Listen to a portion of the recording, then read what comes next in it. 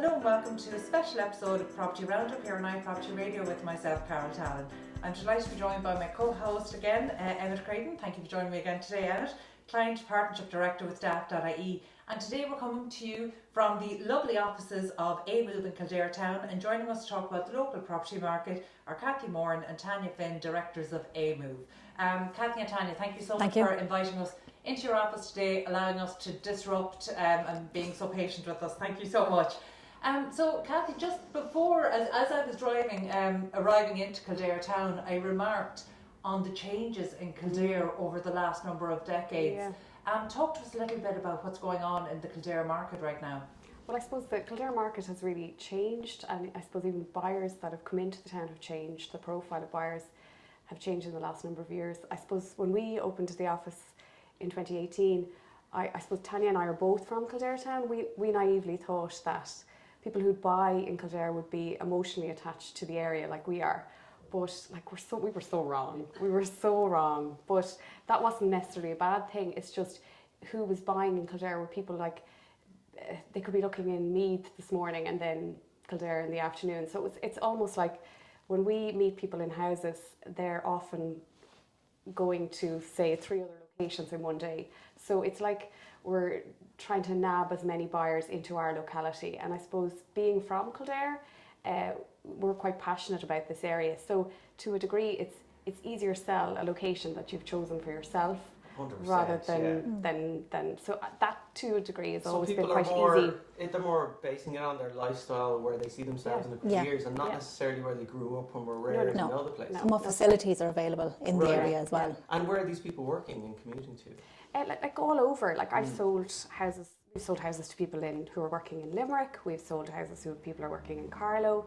I mean, predominantly people would be working in the Dublin region, but equally there's a lot of people that are basing themselves here that are going south of Kildare. And even since COVID, there's been, like we've started to sell houses for slightly further south than we would have initially thought, just in terms of people's desirability to find the right house with the right schools and within a certain catchment of where they're working. You're really at an advantage here, aren't you? Like in Kildare and South Kildare, because you are commutable to Dublin. We are. Like I've driven down from this morning, 45 minutes, no problem. And then down to Carlow, Portlaoise. Yeah. With the option of the motorway, the train and the buses. It's an interesting dynamic, isn't it? Because in a way it's almost like another layer of work for estate agents to do, because actually this isn't something I would have considered so much. Growing up in Grange Con, we can see the infrastructure across Kildare has just improved massively.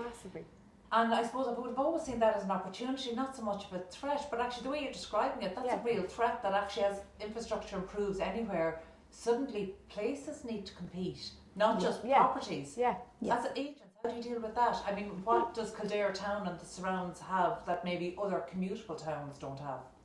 Well, I think kind of you're kind of within. I mean, we've beautiful countryside. I mean, I love the Curragh. All my kids have learned to ride their bikes on the Curragh. I run. We both run. It's just so important to have that green space on our doorstep. But also, like, I walk my kids to school. You know, Tanya and I partly set up this business. We met. It was just like we were saying. We met through the creche. And we met a lot of friends through the creche. Did you both have a background in property? Yeah, no. Why did you start? Yeah, I did. What Kathy was had the conversation like on the way to the creche? Well, it was in Costa. It was over a coffee in Costa that we had this conversation. In the daytime, hopping over a coffee in Costa. My background is accountancy. I'm a chartered accountant, and I switched career, went back to college, and got a master's in real estate. And so I did that once we started the business. I went back to college to learn about this business. Yeah. And was it to be local? To be local, here, and also this is a really social business. So you're out and about, not tied at the desk all the time.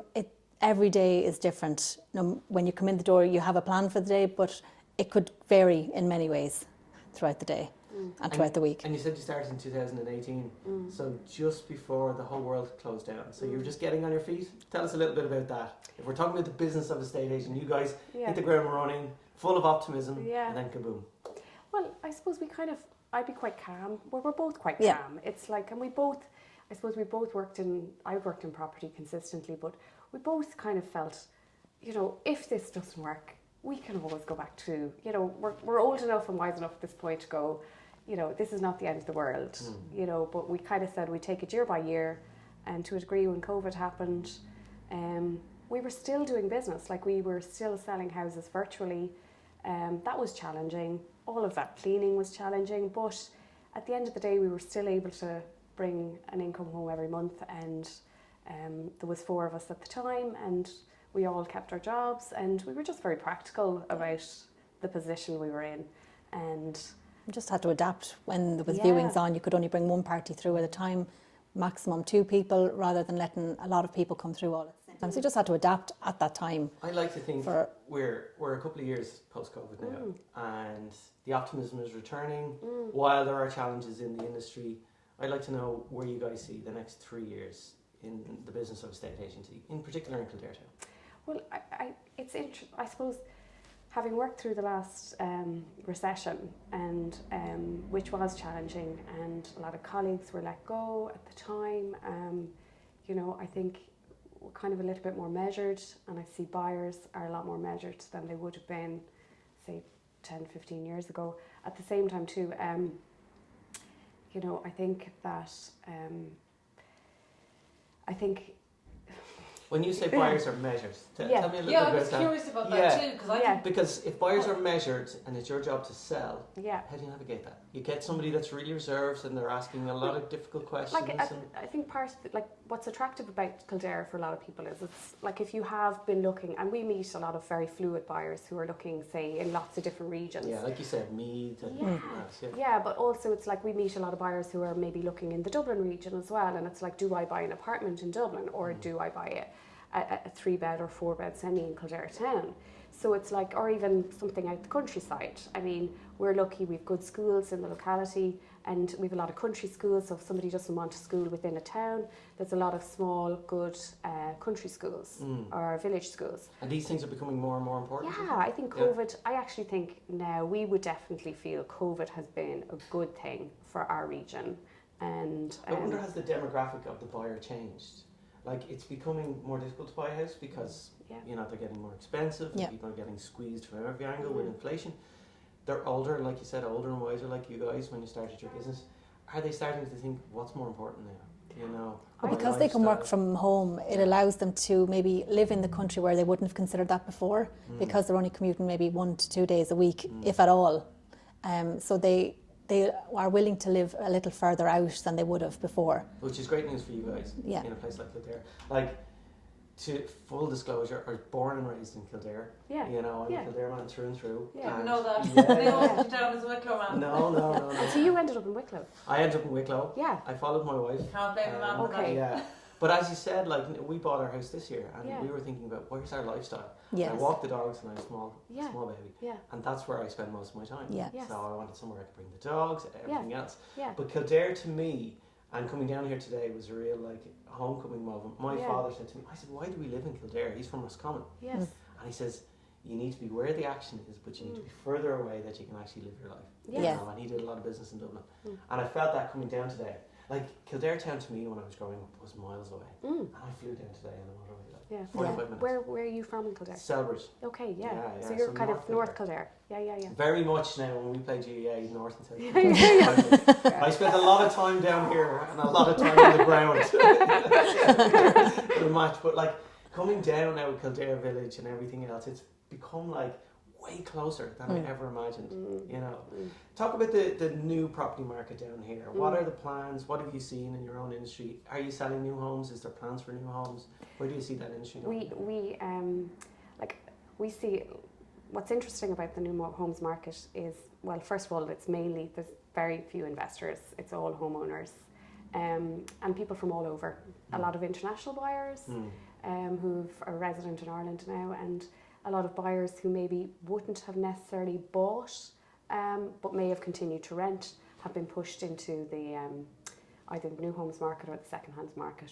But we're seeing a lot of people that maybe traditionally would have continued to rent buying. That would fall into what you're saying about not necessarily tied to an area, emotionally attached to an area. If you have an international, say, non-Irish buyer, like they don't have a connection to Meath. And when they see Kildare and it's commutable distance and they're good schools and the countryside and they can be close to work south or north, then Kildare makes a lot of sense when you think about that.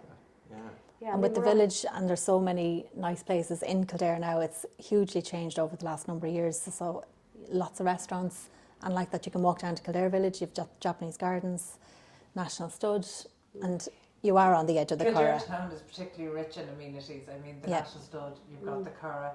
You know, I was remarking previously that even travelling for 20 minutes or thereabouts in Silken Thomas for decades has been the place to go for birthday dinners, family celebrations, graduation dinners, engagement dinners. So many, you know, even driving into the town today, you know, the nostalgia of so many of our family celebrations would have happened there. But the town itself and the approach in was almost unrecognisable. You know, you've got new developments stretching, meeting fields that those fields are still grazed by cattle. So it feels like wherever Kildare town is heading towards, it's not there yet. You know, how would you describe maybe the development that has happened over the past decade in Kildare? Well, it's been a long time coming. Like I was saying earlier, it's just we really didn't develop during the last boom because our sewerage was at capacity. So the town is to a degree catching up with that. So the lands that would have been earmarked at that time are now being developed. So, and I suppose McGee Barracks is being developed. That started there earlier this year. Grey Abbey, Walker's Gate, Blackmiller Hill. There is so many, all the main arteries towards Monasterevin. Yeah. And this is on the back of the infrastructure improvements you've had with waste. I've heard something like this on the road, whereas Portlaoise got a real boom because Kildare didn't get its act together in terms of infrastructure.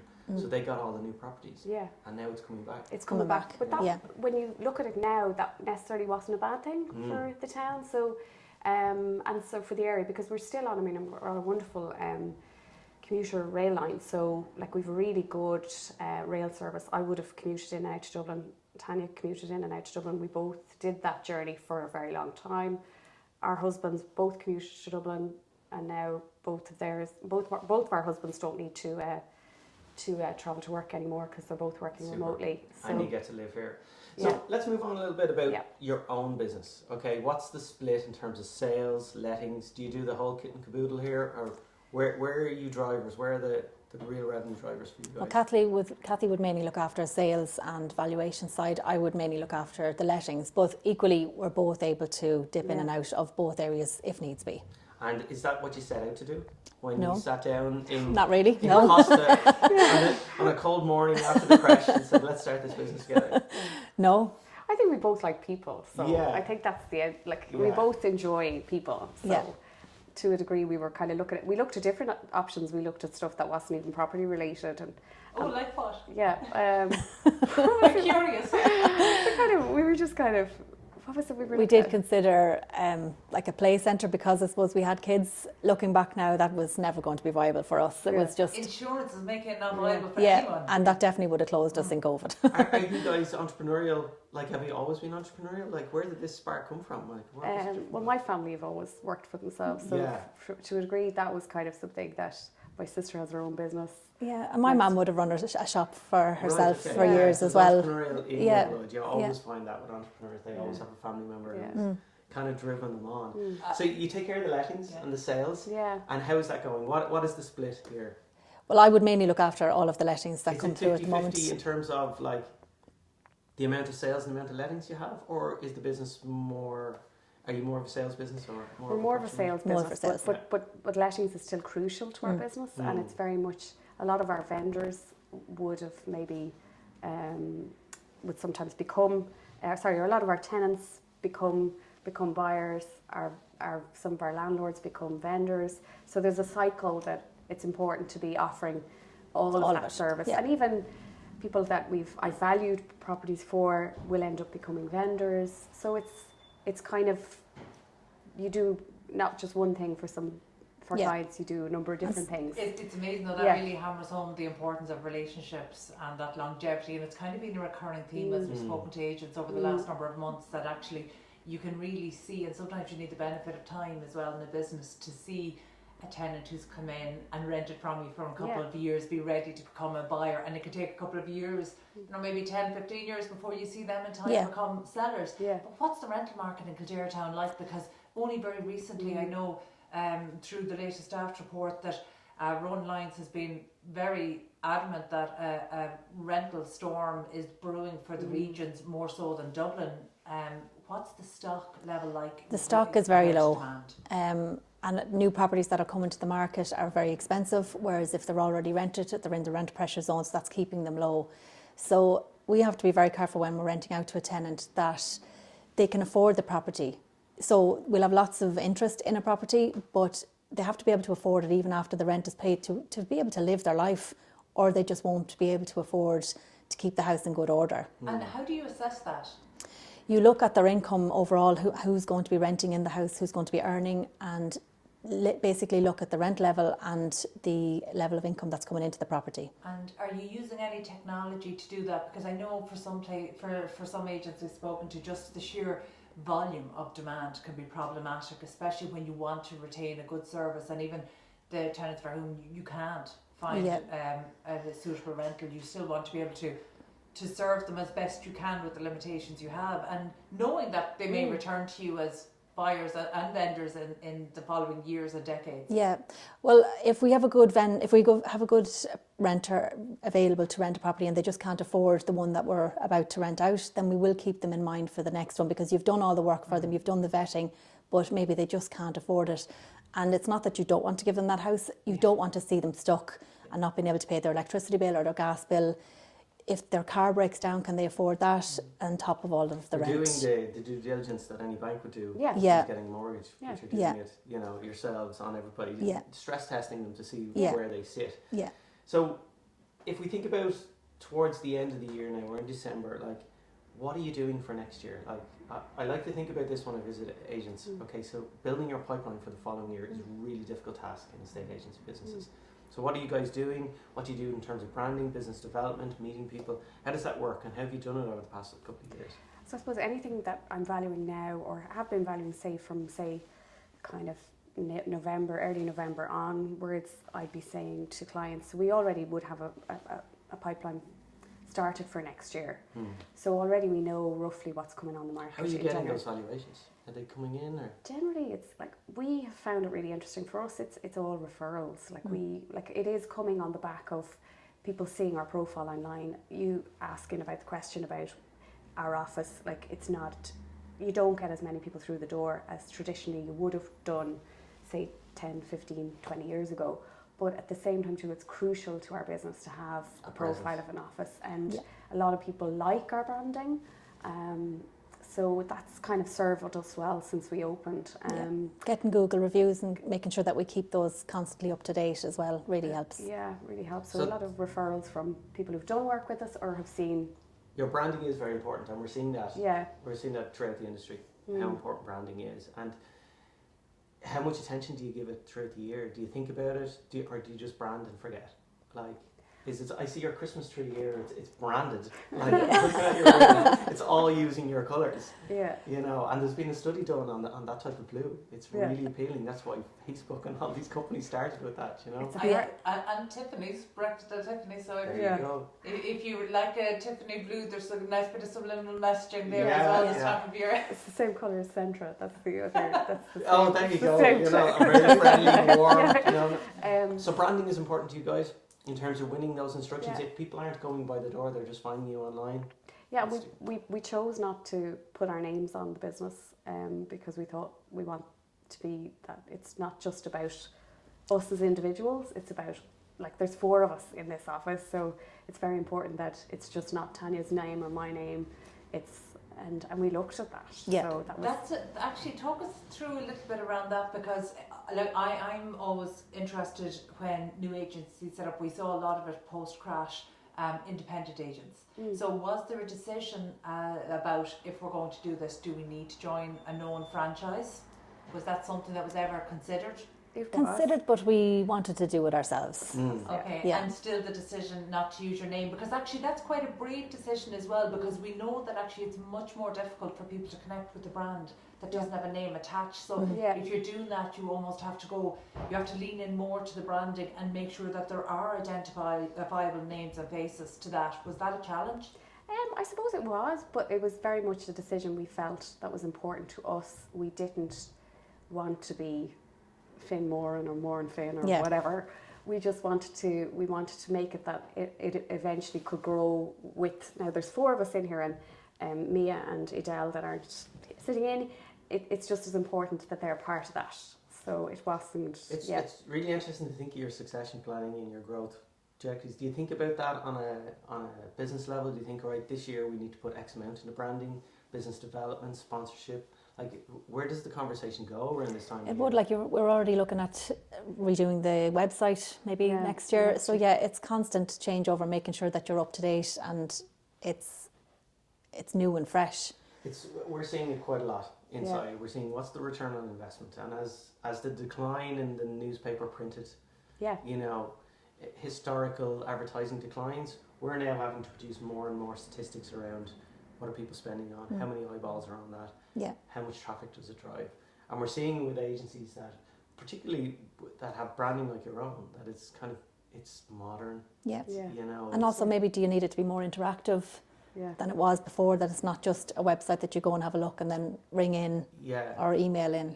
Let's talk about the technology side of it, because Kathy mentioned earlier that you don't have as many people walking in, and yet you have beautiful office, great frontage onto what is essentially the main street through Kildare town. So that's something that 20 years ago would have given you a natural advantage. Talk to me a little bit about the technology stack that's powering the traffic coming online, that people nearby don't feel the need to visit your office. Yeah, but still, they would still know. A lot of people know that we have a stand, and so we had, even when we were looking at setting up this business, we had the option of taking the first floor rather than the ground floor in this building, and we thought about that and we debated that, and then we were like, because it was more expensive to take this floor.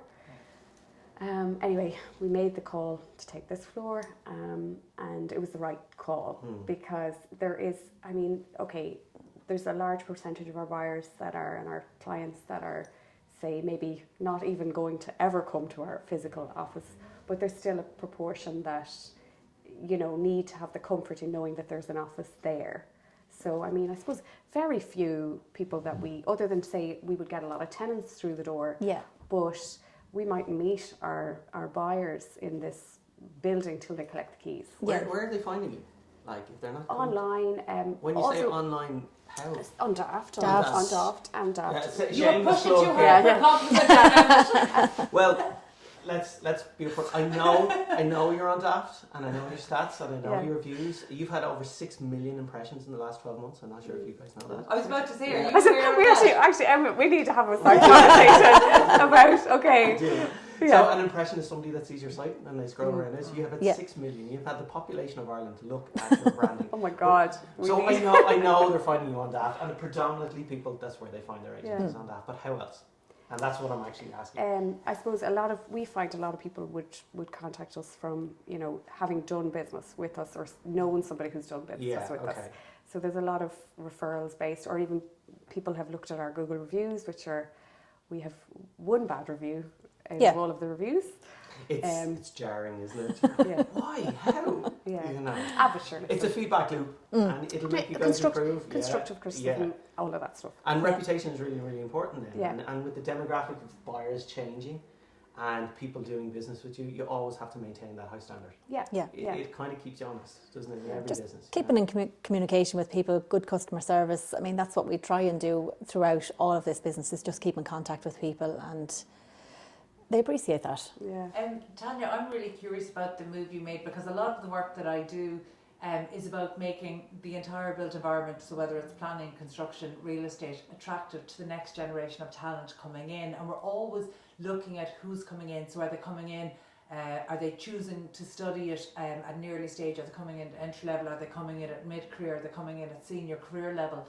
What made you comfortable enough to make that career shift? Because that's a big career shift. Yeah, when I was doing the accountancy, I had moved. I had worked for Irish Distillers for years, and I had made a move. I then went in on a temporary contract to AES and Bord Mona, worked there for a while. In the meantime, we were in the background having a chat about setting up. Kathy suggested the property, and I said, "Oh, I'll give it a go, do the jump." So I suppose having the confidence that Kathy had done it for years and that she was going to be the main front initially to both teach me and guide me throughout, made me confident then to go. But talk about what skills you brought in, and the reason I'm really curious about this is that having been self-employed for more than 2 decades, one of the things I always think is that I would never be self-employed alone again. I would only ever do it through a partnership because I've had really high success and really good luck is the best thing I can say, because when you're choosing a partner for business, a huge amount of luck comes in, because you just don't know how people are going to develop and grow. Yeah. One of the things I always think about is the 3-legged stool approach. You need somebody with a lot of domain knowledge. You need somebody with really good, able to pass out into the world. So whether you call it communications or outreach, but you need a really strong financial and commercial leg. And that's the one I see missing from early stage businesses the most often. Yeah. So talk to me about kind of the skill set that a chartered accountant brings into any business.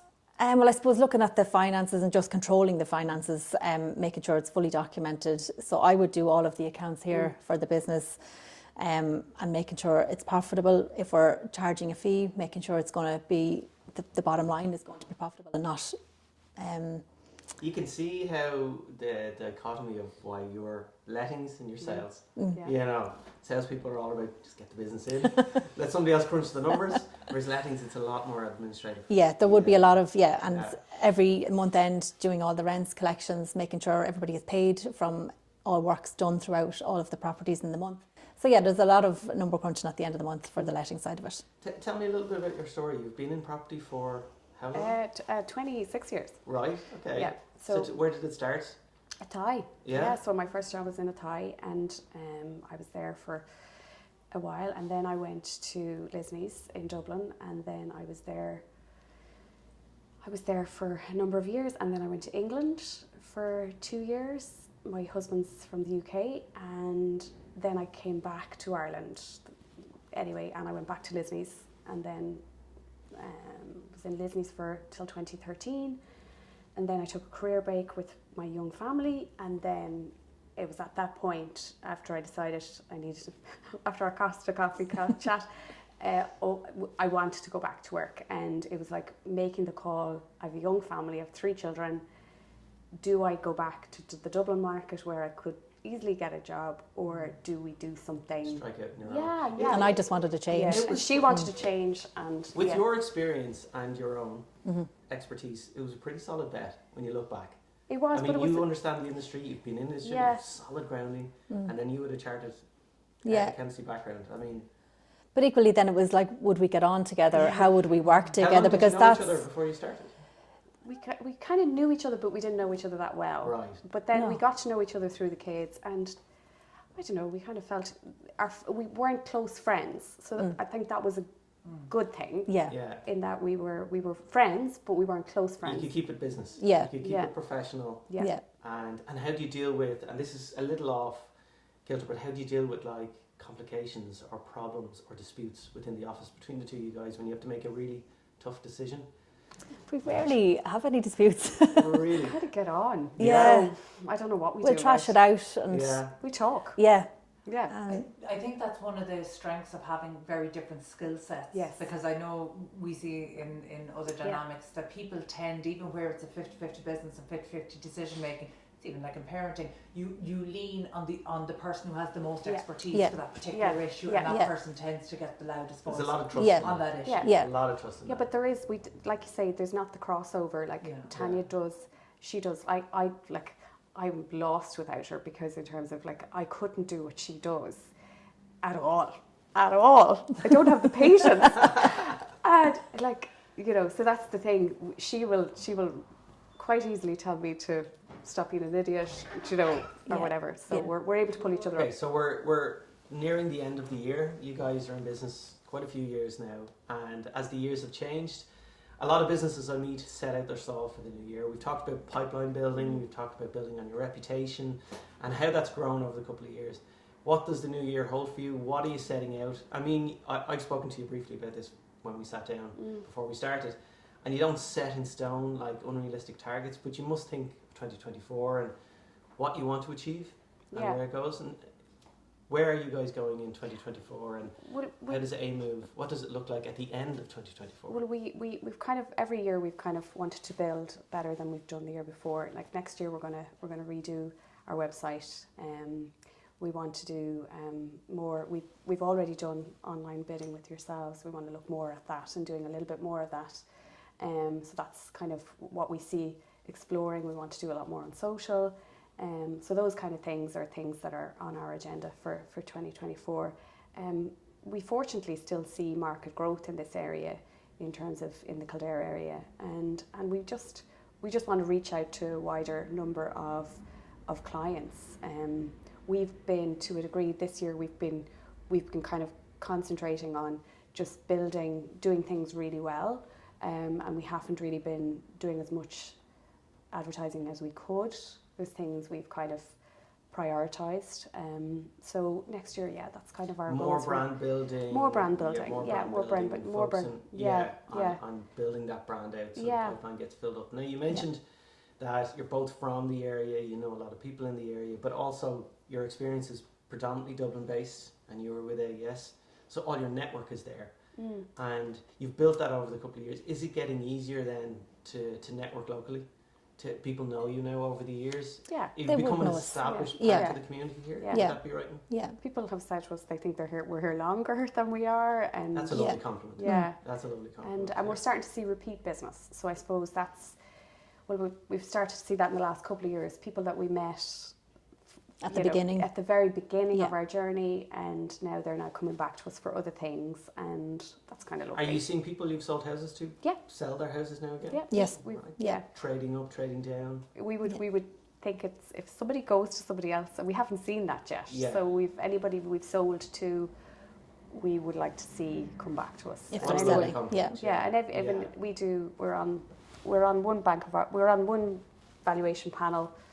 And we see a lot of those people coming back to us as well. So that's kind of nice. Yeah. Oh, that's great. Yeah. Well, I wish you the best of luck for 2024. Thank you so much. To meet you in person. Yeah. And it was so great to meet you both. And I suppose I want to give a final glimmer of hope to people who might be hoping to buy, sell or rent in Kildare town.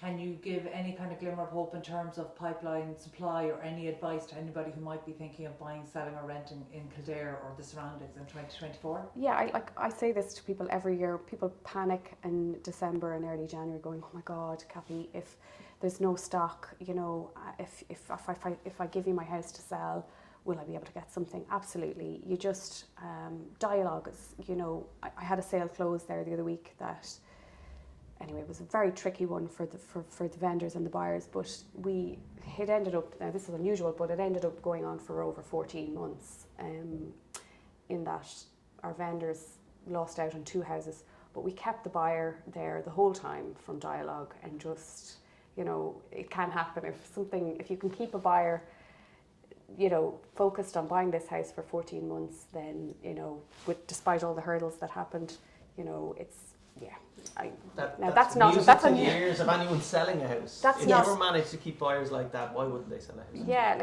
but it's not even. It's just like Tanya said. We enjoy people. It's just communicating. It's just staying in touch.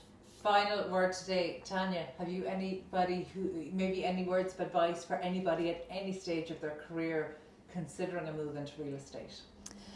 I would say absolutely do it. I think it's such a social business, and I love coming in every day and you're talking to so many different people, and you get to help so many people in many different ways when you're meeting people who are buying a house, who are selling a house, who are looking to rent, who are looking to rent out their property. It's just such a varied day, and I would definitely recommend the move. choose the right business partner. Yes, choose the right business partner. Kathy is amazing. Tanya. I think that's a good advice for anybody in any business. Yeah, it's so important that you get on together Yeah. and work well together. I mean, if we didn't get on well together, this wouldn't work. Yeah. Amazing, amazing. Listen, thank you so much again for letting us into your lovely offices. Absolutely love your branding. So I look forward to see what comes with the new website. The one you have is very impressive, so I can't wait to see what comes next. And continued success to all the team. And that's all we've time for today. Thank you so much to Kathy Moran and Tanya Finn and the team at Amove for allowing us into their offices and to disrupt their day-to-day. Special word of thanks again to Emmet Creighton, Client Partnership Director with Daft.ie, Ireland's most visited property website, for joining me in Kildare and really, having a full discussion about the business of a state agency, which continues to evolve, and it's just so exciting. Finally, my thanks to producer Carol Tallon and to the production team at Hear Me Roar Media. We'll catch you on the next episode of the Property Roundup here on iPropertyRadio.